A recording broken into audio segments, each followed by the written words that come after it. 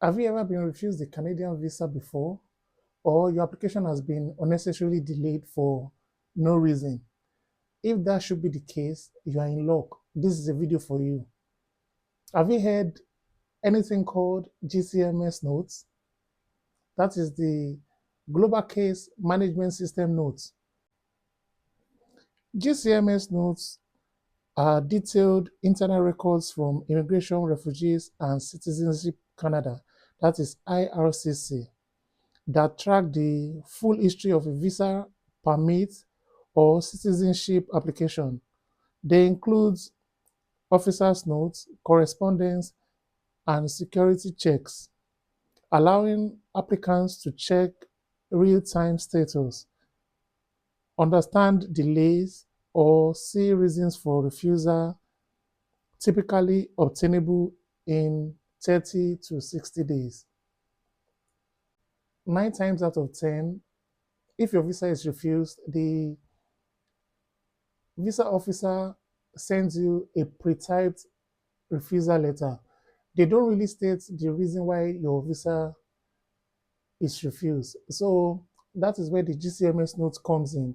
With the GCMS note, you can really see the reason why your visa was refused so that in subsequent applications, you can address the issue or their concerns.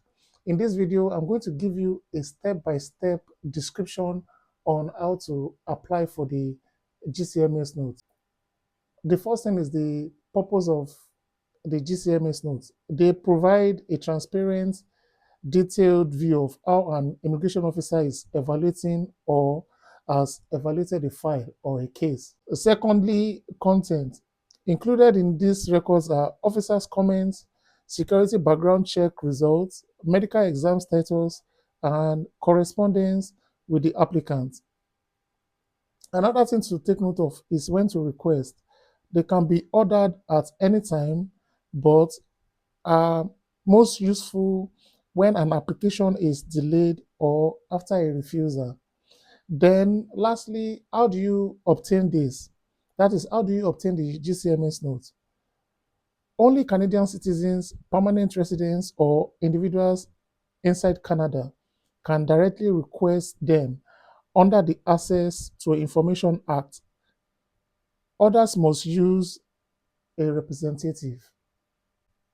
So, why is GCMS useful to the applicant? One of the reasons why the GCMS is useful is because you really understand why your visa was refused, because the reason for the refusal is clearly stated in the GCMS notes.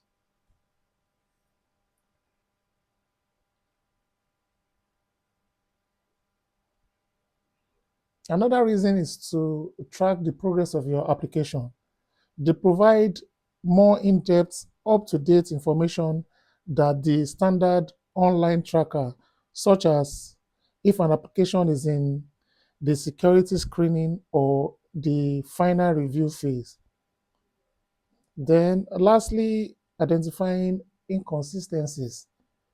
They help identify errors or concerns the officer may have. So, to start, please go to Google and type GCMS Notes IRCC. On the landing page, click on the first result, how to make a request under the Access to Information Act.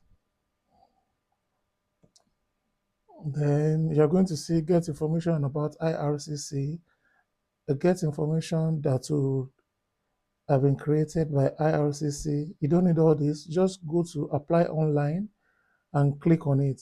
Note that you can apply online and you can also apply by mail.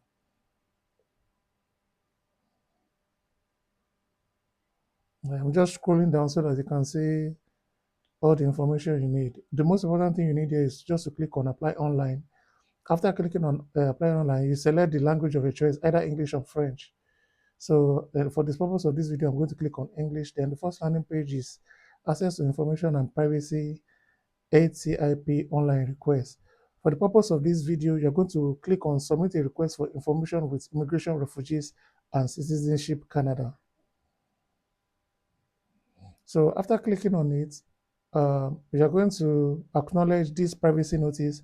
You tick the box here and you continue. The next, you're going to do the same thing here. You acknowledge that you have read and understand the steps. Then you click on it to continue.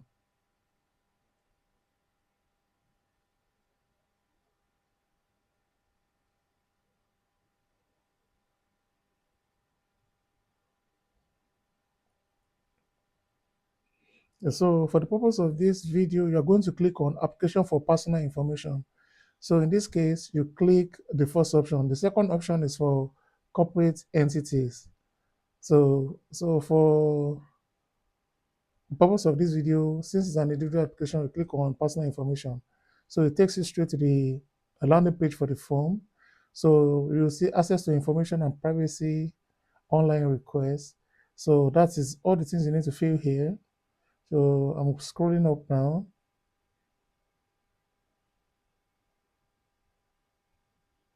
So you select the category that best describes you, either you're a Canadian citizen, permanent resident, foreign national present in Canada, or foreign national outside Canada. Note that before you can access this information, you have to be resident in Canada or a Canadian citizen. Alternatively, if you are a company or individual that is currently present in Canada. Okay.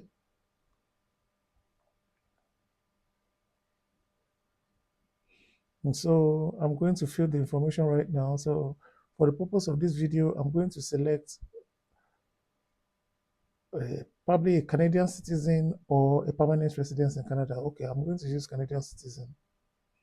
So this is just the test. So for people to understand how the step works. So I'm just going to impute something for the purpose of this video. Okay.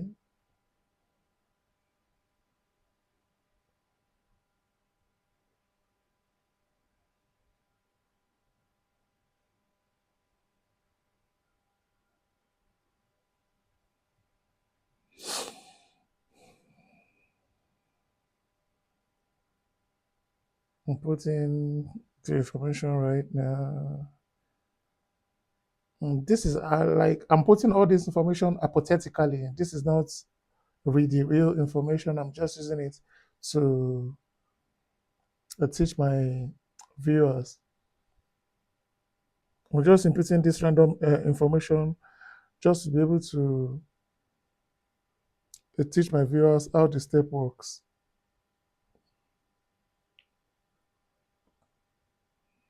So the city, I just put Berlin, province, I just put Schöneberg, I put Germany here.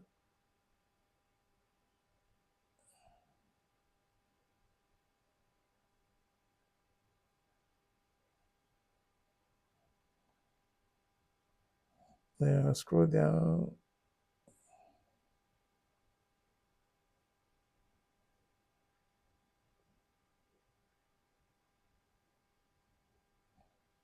These are all random information just for the purpose of the video, okay?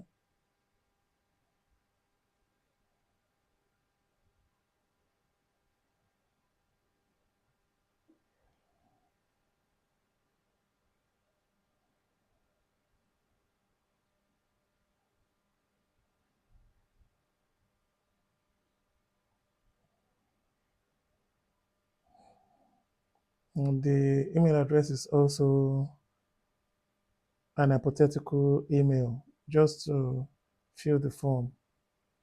All right.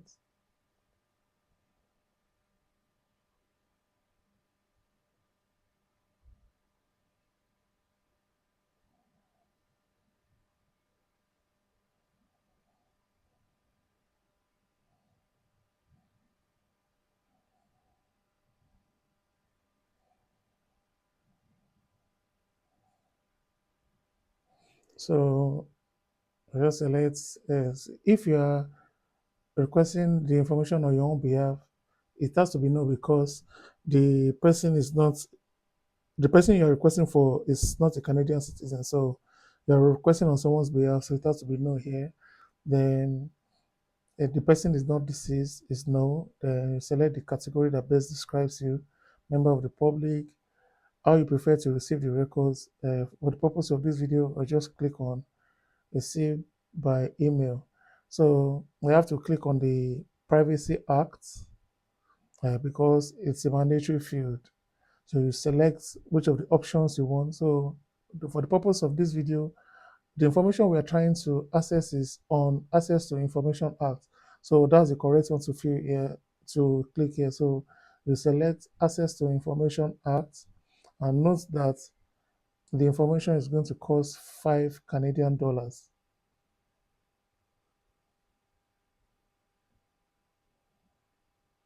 Access to Information Act. So we scroll down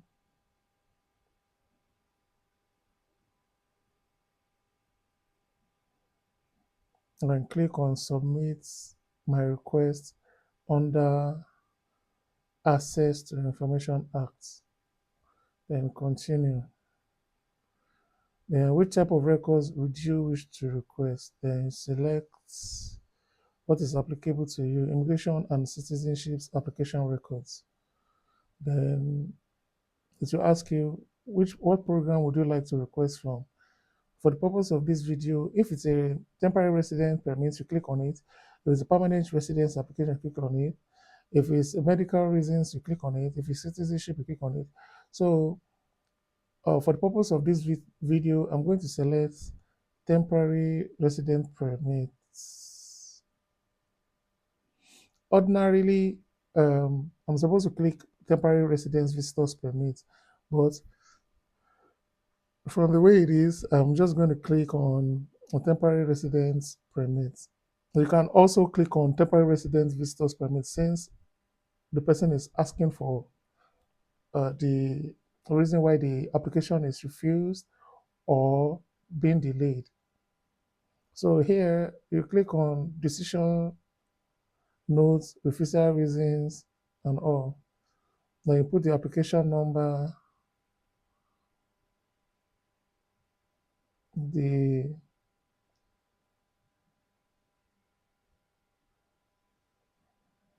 the information you're requesting for, that is the requesting information for the surname of the applicant,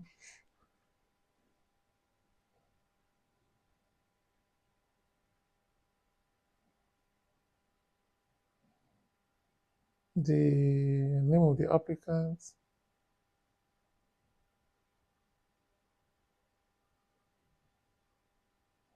the date of birth.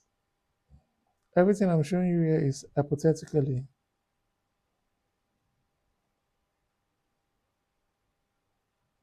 I'm going to state this again. The program you would like to request, what program would you like to request from?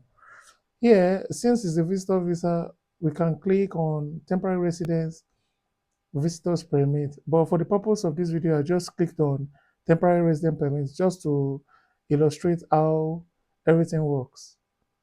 Then you see you need the unique client identifier number. Is the UCI number. You just input it there. After inputting it there, then you submit. After submission, you are going to attach the necessary document, the passport of the Canadian citizen or the permanent residency card. You attach it, and the applicant's passport as well. You include the UCI number and the visa application number. After inputting all this information, you validate the information, then you review if everything is correct. After proofreading everything, then you click on submit. After submission, then you make the payment of the 5 Canadian dollars. After the payment, a confirmation email will be sent to your email address to confirm that payment, and The records of the GCMS notes will be sent to the Canadian citizen or the Canadian resident. Thereafter, you can contact your contact person or the Canadian citizen to email the records to you. So, subsequently, if you want to apply again for the visa, you can see the reason why your visa was refused and you can address the visa officer's concerns. If you like this video, please endeavor to give the video a like. And if you are yet to subscribe, kindly subscribe to my channel to support me. Thank you for your time and see you on the next one. Bye.